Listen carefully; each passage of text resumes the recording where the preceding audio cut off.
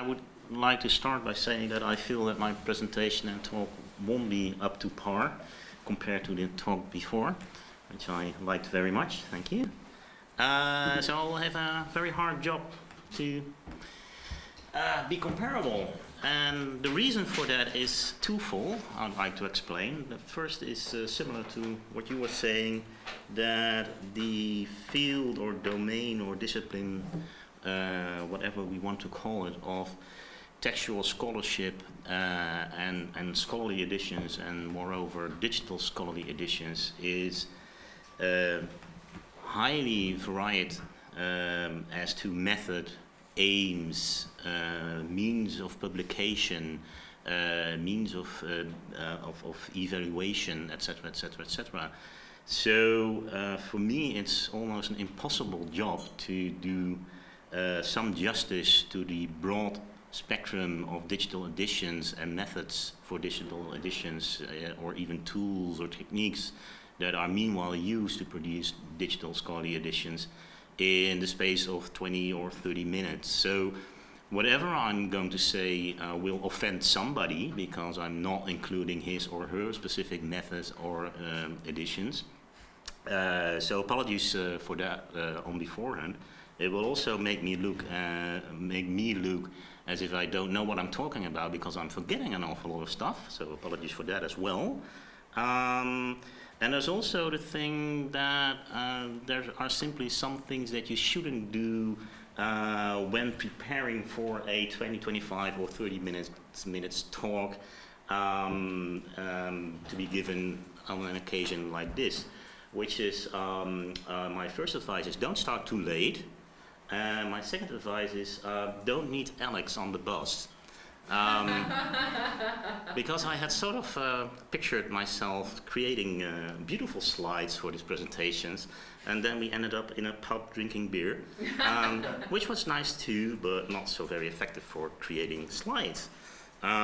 Nevertheless, I'll give you a tiny and very subjective short history of digital scholarly editions.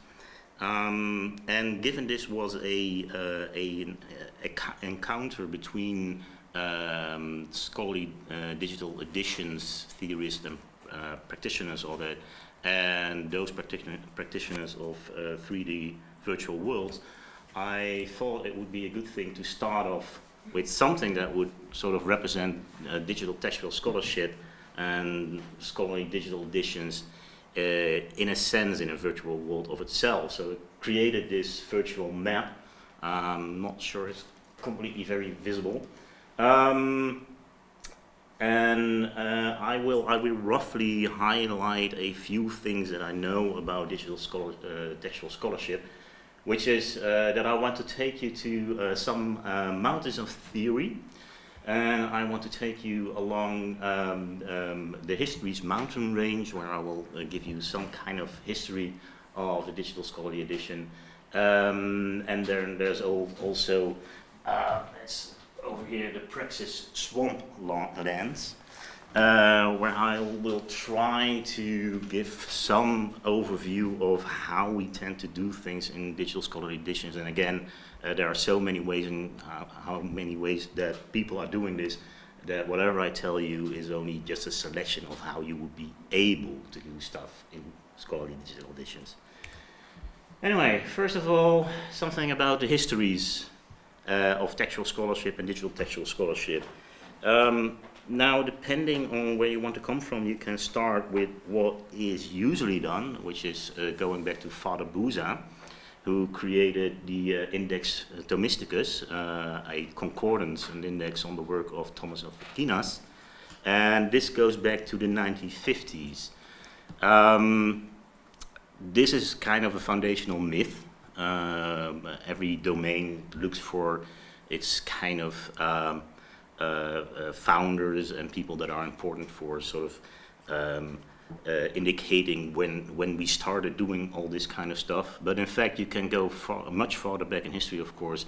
There's code-breaking work in World War I and in between the world wars that fed into the knowledge on formalization of text and statistics of text, that all sort of fed into the work of what I would say is trying to come up with more formalized processes of describing the structure of text and the information that is not hidden but is contained in text and documents. You might even want to go back as far back as Saint Augustine, and even farther back. Meanwhile, we are in the 4th century. Does it have to do with digital editions? Well, in a certain sense, it does, because that's when real theory starts to develop around interpretation, hermeneutics. How do we know what a text means? What we think it means. That feeds directly in the problems that the digital environment is actually creating for the conventional or print publication, scholarly edition, but I will talk a little bit more about that later on. Anyway, the work of Father Busa is most certainly can be pointed to as one of the first digital or electronic creations, facts, efforts to use electronic and digital means and methods to produce a text or a textual resource that can be used for textual scholarship. This was simply, well, at the time of course not simply, but nowadays simply a concordance, so a list of the words that were contained in a text and pointing to the places where those words were used in a text. At the time, it took a large effort of IBM to make this happen. Of course, when digital technologies become more mainstream, become more used and more usable also, that type of work gets more standard, of course. Another important part of textual scholarship and digital textual scholarship starts to emerge in the 1960s. This is the work where people start to think about what is actually how the structure of text actually might be formalized. And a bit surprisingly maybe, this is not something that grew from academia.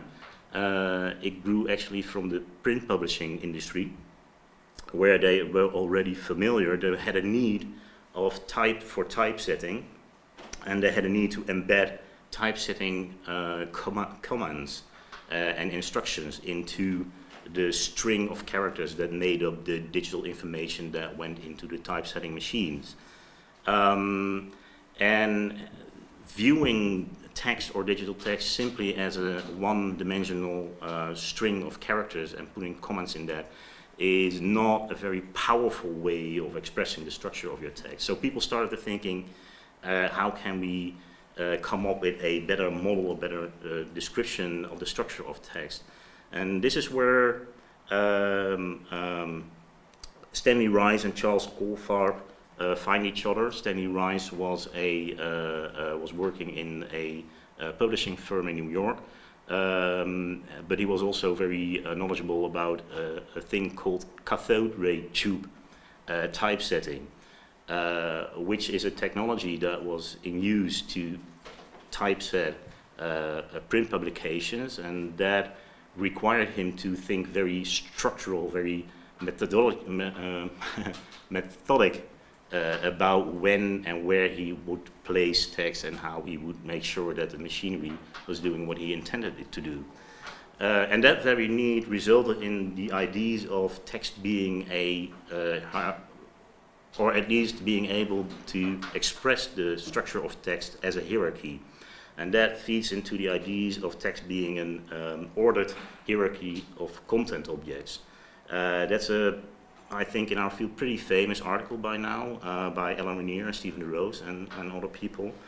But in a sense, it's also a post hoc rationalization of SGML and the technologies that later would grew into XML and would give us the TEI, the Text Encoding Initiative. So these ideas and technologies sort of line up and allow us to start expressing text as a hierarchical structure. Thank you. And that definitely is one of the most successful methods or technologies that has been ever since in use in digital textual scholarship.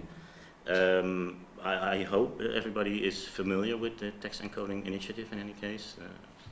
More people heard of that. This is the body of people that discuss on what vocabulary can be used to express the different structural elements that you find in texts. Then a third part that plays a very important role in what I think is digital textual scholarship is the idea of knowledge as connected information. And also, depending on where you're sitting or what your view of history is, you might push that back towards, for example, Tim Berners-Lee, who is still famous for having invented the internet, which is actually not what he did. He invented the HTTP protocol, which is a protocol that allows you to link information on the internet. But of course, the ideas on knowledge as connected information go way, way farther back. It's almost arbitrary where you want to put that start. We can go back to medieval manuscripts that contain annotations in the margin that refer to other medieval manuscripts, and you can say that is a kind of a link. It's connected information. It's of course not technology digitally supported linkage, but it's still the same concept. But one favorite of mine, at least, is Paul Otlet, who's a Flemish bibliographer, and he's the inventor of the universal universal decimal code. Thank you. A number system to express and indicate topics, universal topics, arbitrary topics. He even created what a colleague of mine has called an analog search engine, which consists of an enormous set of index cards. And he even created a service where people could phone in or write to him or his colleagues with a specific question, and they would look up that topic and they would supply a letter of information on that topic to that very person asking the question. And they used a very intricate numbering system to connect all these topics to each other.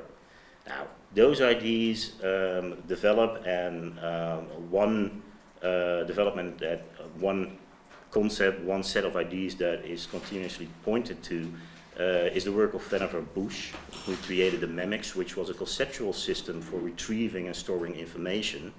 It never actually was implemented, but it was a thought experiment and a very clean description of how one would be able to work with an automated system for the creation and storage of information for later retrieval. There's also, of course, Theodore Nelson, who as much might be attributed with the invention of the internet, because he came up with the idea of Project Xanadu, which was also an attempt to create a technology, a digital technology that would allow to link arbitrary information to each other. Unfortunately for Nelson, Tim Berners-Lee came up with a practical implementation of linking information, and therefore everybody knows Tim Berners-Lee and only fewer people know Theodore Nelson. The interesting part about these ideas on connected information, by the way, is that it lines up in time parallel to all kinds of idea of post-structuralism. So you get people like Derrida, Michel Foucault, Barthes, Julia Kristeva, who start developing ideas on it might not be the situation that a text is self-explanatory and self-evident, that a text creates its own meaning, but that it's more like the text surrounding or having influenced the creation of the text might be responsible for providing the meaning of those texts.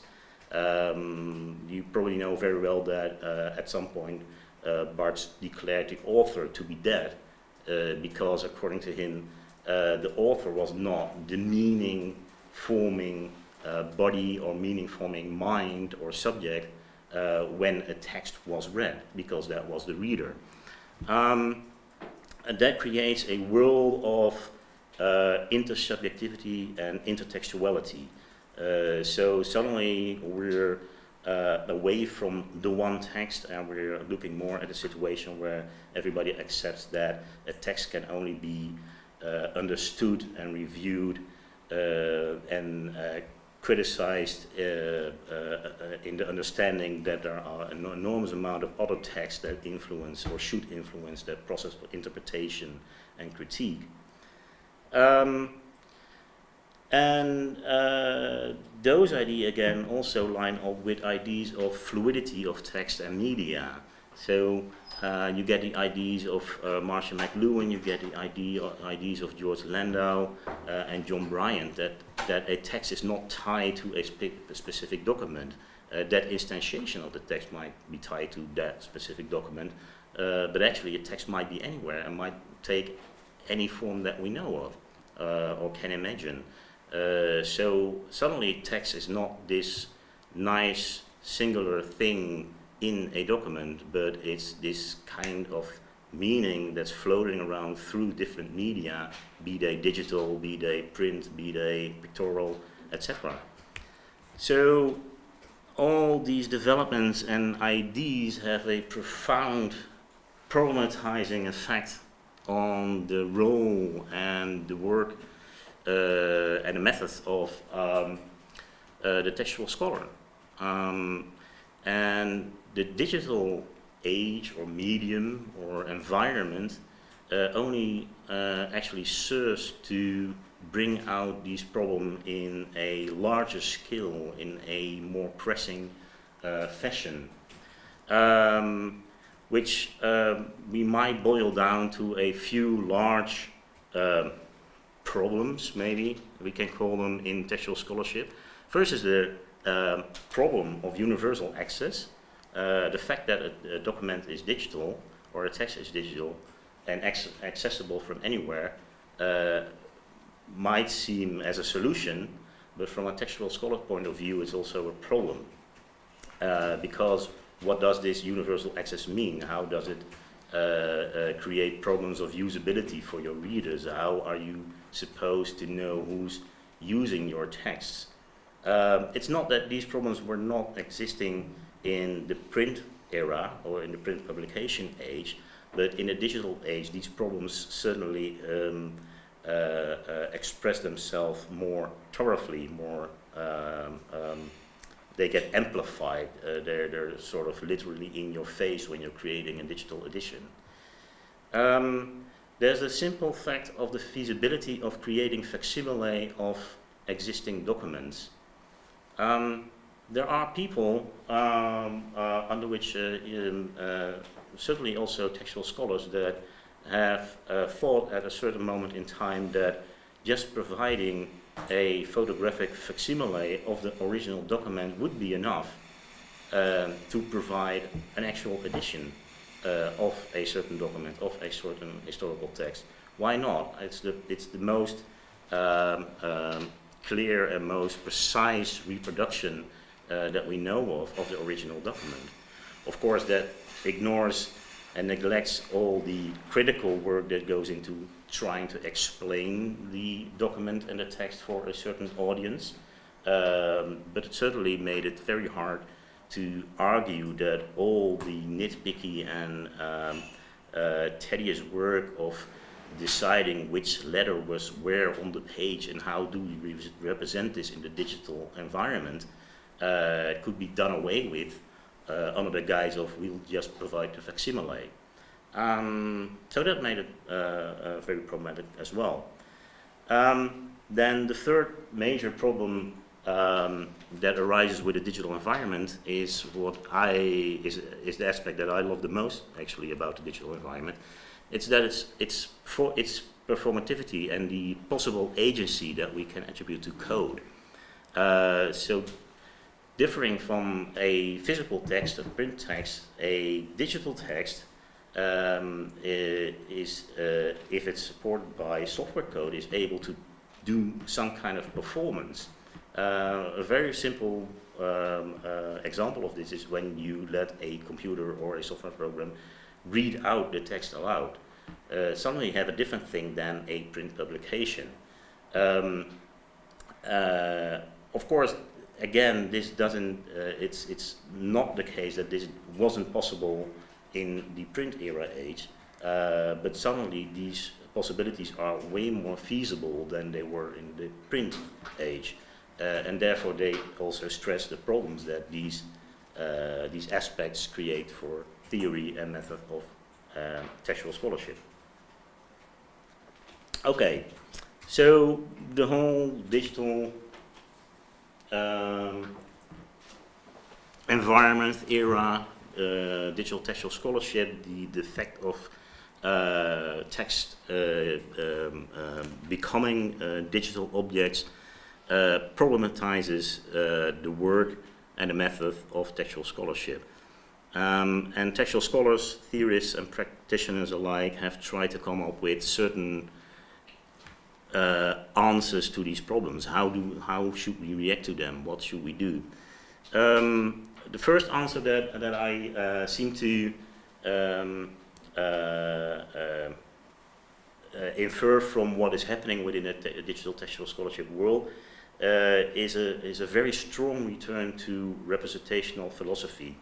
So one possible answer to say, if our texts are getting performativity, if they are getting agency through code, if the texts are going to be much more fluid than they were, and if there's almost no possibility to establish what we call philological fact, then we'll strongly return to exactly describing what's on the page, what's in the document, and making sure that our scholarship, our academic work is a sort of stamp of approval of this is a finite and definite representation of that text.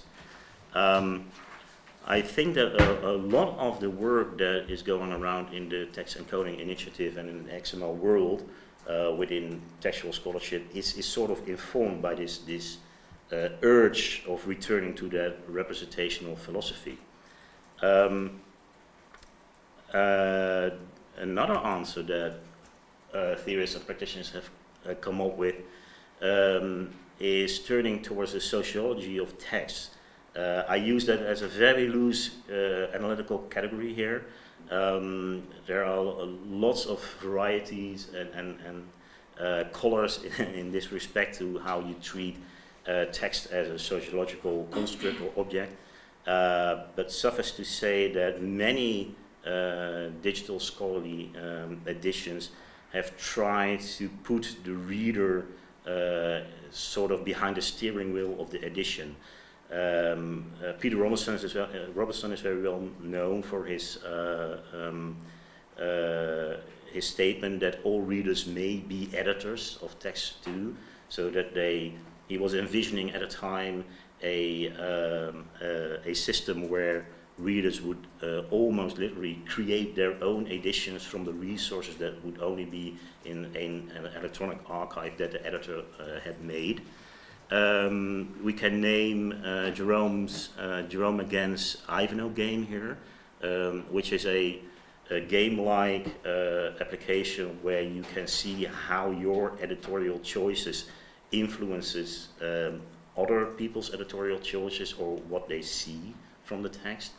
And this all keeps developing during the late 1990s and the early 2000s into what Ray Siemens eventually will call the social edition, which is the idea that the creation of the text, the use of the text would all be done in a single online platform in cooperation with the actual audience that will be using that document, those texts, those editions.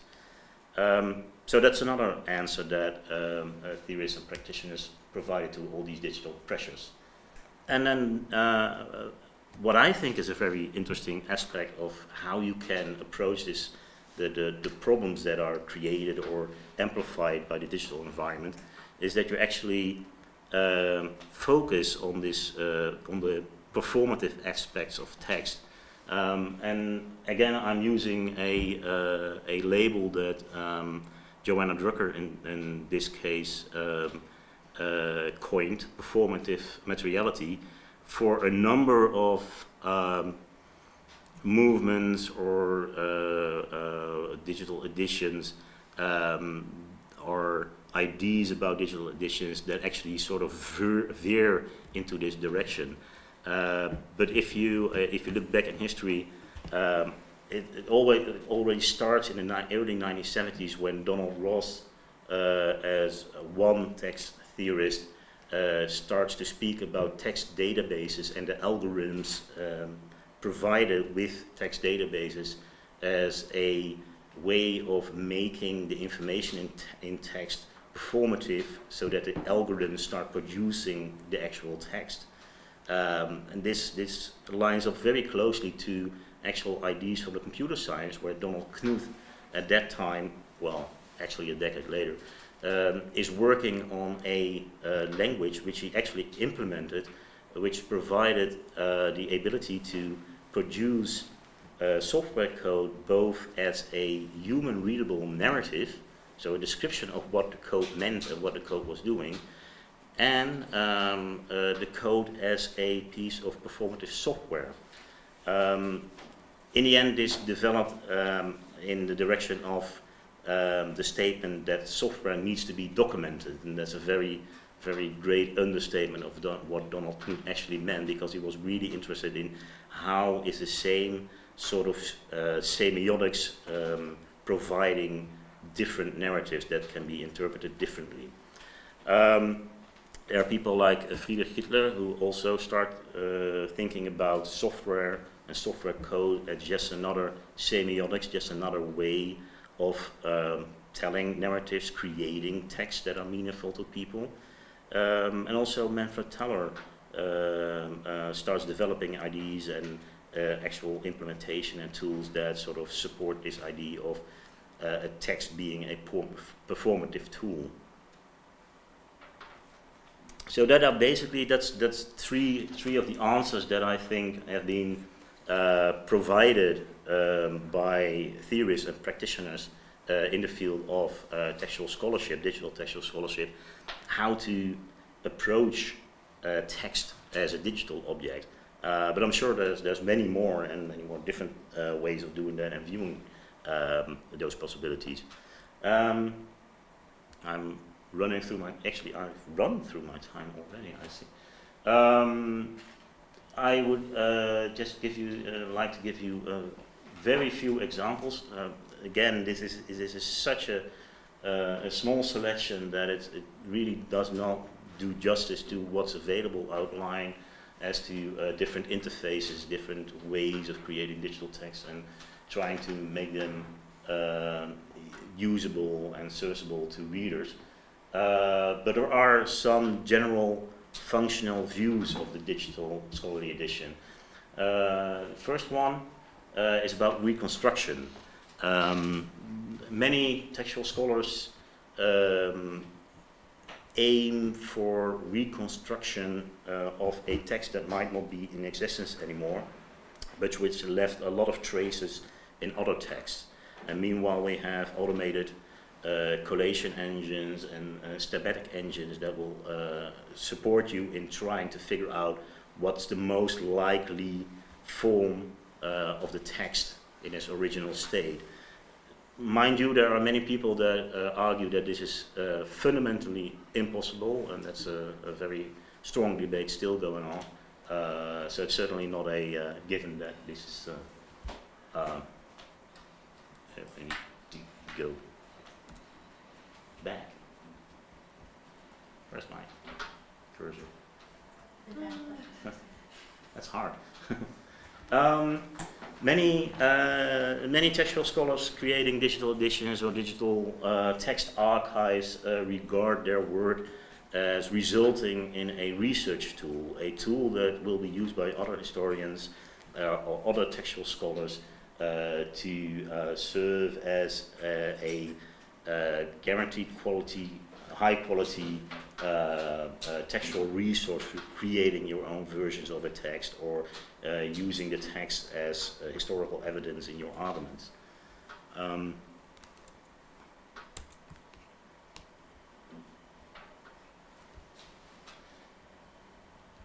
A very strong movement idea still exists that digital textual scholarship should lead to the creation of online archives, which contain all the witnesses to a text, all the possible publications of the text, or at least the bibliographic evidence of the existence of those texts. The Rossetti archive is still pointed to as an example of that kind of functional view of the scholarly digital edition. Then I think what most textual scholars still think is the high point of creating scholarly digital editions is actually the critical edition.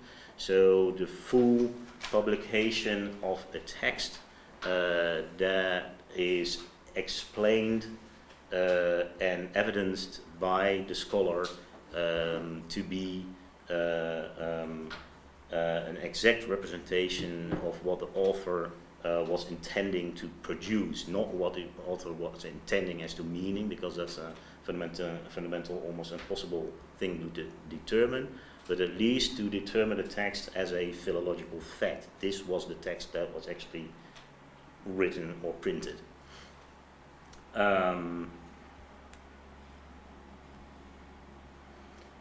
Then we have the genetic editions.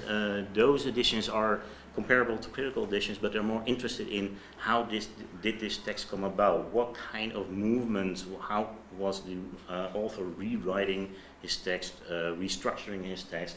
So they're trying to capture the process of the actual writing of the text itself. And there's all kinds of nice tools that I actually cannot, for copyright reasons, I cannot enter this site, unfortunately. But Dirk van Hullen made one of the most wonderful tools to actually visualize this process of restructuring and rewriting this text with the works of Samuel Beckett. But the Samuel Beckett estate is a pain in the ass for showing that. Also still very popular view, I would say, of digital textual scholarship and digital scholarly editions is the idea of the digital edition as a knowledge site.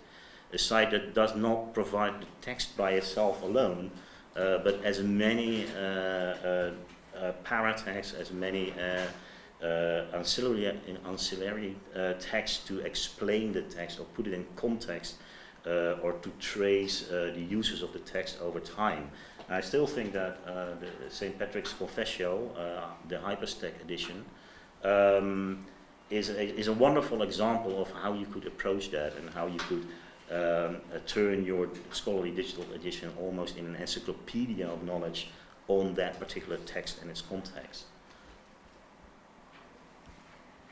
And then lastly, but we don't know, this is what a text looks like when you put it in a graph, so not in an XML document, which is something of a graph too, but this is a graph where you lose the hierarchy and you accept the textual information as a network.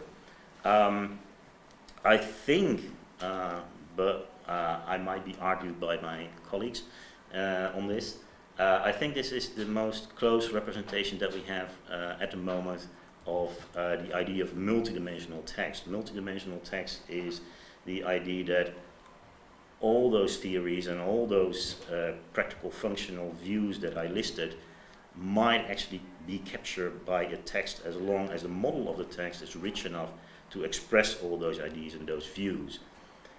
Now, there's no doubt that theoretically in technology this is possible. We're just looking for what is the most convenient model and technology to capture all those dimensions, and what would the actual interface to such a multidimensional text look like. I think we're just scratching the surface of what's possible there. But like in physics, the theorists are way ahead of us practitioners in providing interfaces to these kinds of models. So I think I'll stop there. These are the properties, the aspects that Susan suggested that we would compare between the two domains.